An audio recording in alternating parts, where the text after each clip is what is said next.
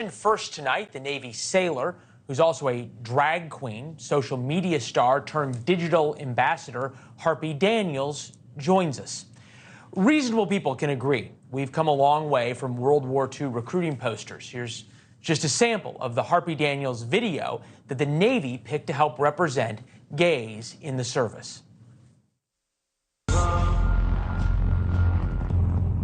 Always be a good boy. Don't ever play with guns.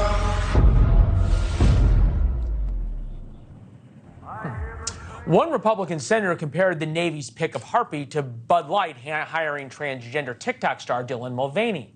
The controversial Navy SEAL, made famous for shooting Osama bin Laden, that's Rob O'Neill, talked on Twitter. He said, all right, the U.S. Navy is now using an enlisted sailor drag queen as a recruiter. I'm done. China is going to destroy this, destroy us. And this is the general line, right, from people who don't like the U.S. military's move towards more social inclusivity. They say that moving the U.S. Navy towards social change and is a vehicle for social change is somehow going to hurt the U.S. Navy and the U.S. military's preparedness. We've heard that from a number of senators and congressmen and former members of the military. Rob O'Neill went on to say, you got this, Navy. I can't believe I fought for this. Bleep. Yeoman Second Class Joshua Kelly with us as well, who goes by Harpy Daniels on stage.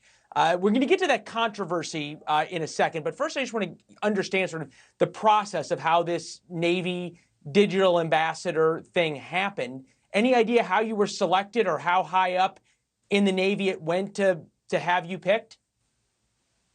The Chinfo actually invited myself and four other individuals, four other sailors with diverse backgrounds, ranks, and their media platform themselves were all different, including, of course, mine.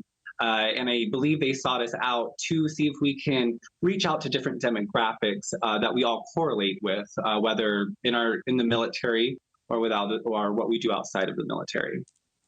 And forgive me, I didn't understand when you said the person who you said first reached out was? The Navy reached out to us. It was the Chinfo. Okay. Chief of Information sent us a letter inviting us. All right. So you've got an enormous following on Twitter. You got an enormous following on TikTok. And you've sort of blended the two lives, right, of being a drag queen in part and also serving in the Navy proudly. You've been in for almost 10 years. And I would be remiss not to say thank you for your service to anybody who's willing to put on the uniform. Do you think you've recruited anybody? Have you heard from anybody who've said, hey, I saw you and I saw what you're doing and now I'm ready to serve? Recently, due to all the media that's been on me the last week, I've actually had many LGBT members, queer members reach out to me to seek out recruitment. And I've informed them where to go, where places you can look up, where your your closest recruiting station has been, due to actually all the media. And before then, I usually will talk one-on-one in person with people. I'm a huge advocate for what I do in the service and for who I am and for the queer community. So I definitely have seen more people now reach out to get more information now that they're seeing a more diversified Navy as a whole, including for the LGBTQ+ community. Yeah, you talk about the media response, and it's gone both ways. I loved what you said on Twitter. Haters only hate when we're winning. But in a lot of ways, there's been a lot of folks saying that this is not necessarily winning. We all know Navy recruitment's down substantially, way short of recruiting goals. This is from the Wall Street Journal op-ed, Senator from Alabama, Tommy Tuberville. Amid a recruitment crisis, the military brass are preoccupied with woke identity politics. You think that's a fair criticism? I don't believe that's really my place to make the criticism on the military. I simply just serve in the military for what I do. To say anything is woke, the military itself is one of the largest diverse and adaptable organizations. And so for me to make a statement on any wokeness, I simply see it as the diversity that we have because it's what makes us stronger and makes us the number one. Yeah, well, and you said #1 military in the world, which is what keeps all of us safe at night. the number one goal of America's military is to keep us all safe. And I'm wondering, the criticism, right, is that the focus on diversity and the focus on various people's identities and on and on and on takes the focus away from lethality, from taking on our enemies and from inflicting fear in our enemies, so they don't want to fight us or have any issues with the United States of America. Do you see that happening? Well, as a sailor and someone who I am, I lead my people. It's more than just diversity. We're taught we are taught our ethics and how to serve with honor, courage, and commitment, how to do my job, how to lead my sailors. I've been on 3 deployments myself. I have credit where credit is due. I'm proud to serve, and I'm proud for the stuff that I've done within the military too. I'm more than just a drag queen.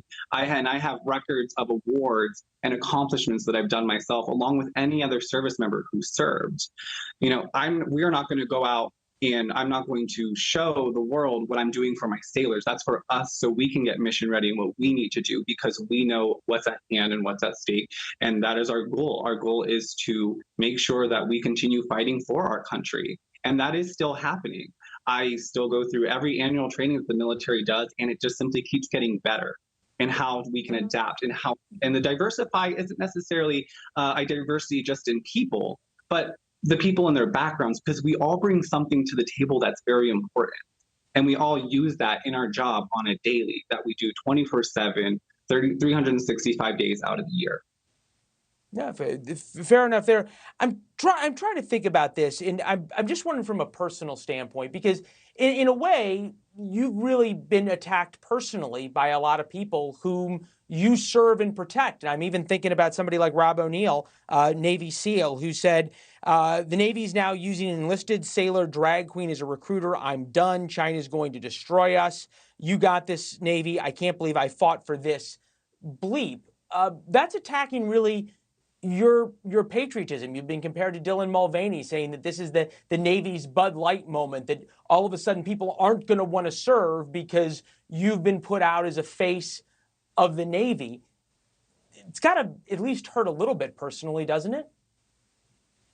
Honestly, no, it doesn't hurt.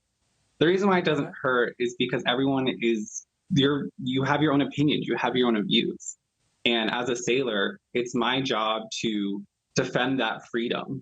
And that includes even my freedom of expression. So anybody who's served their country and put on that uniform has taken that oath just like me.